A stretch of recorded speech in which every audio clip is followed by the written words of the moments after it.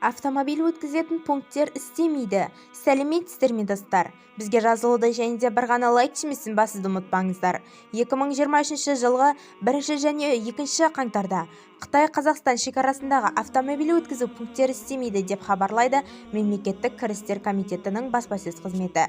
Мемлекеттік кірістер комитеті Қазақстан үкіметі мен Қытай Халық Республикасының үкіметі арасында өткізу пункттері туралы келісімге сәйкес мереке күндеріне байланысты 2023 жылғы 1 және 2 қаңтарда Қазақстан-Қытай шекарасындағы автомобиль өткізу пункттері тұлғалары, көлік құралдары мен жүктерді өткізу жүзеге асырылмайтынын хабарлайды.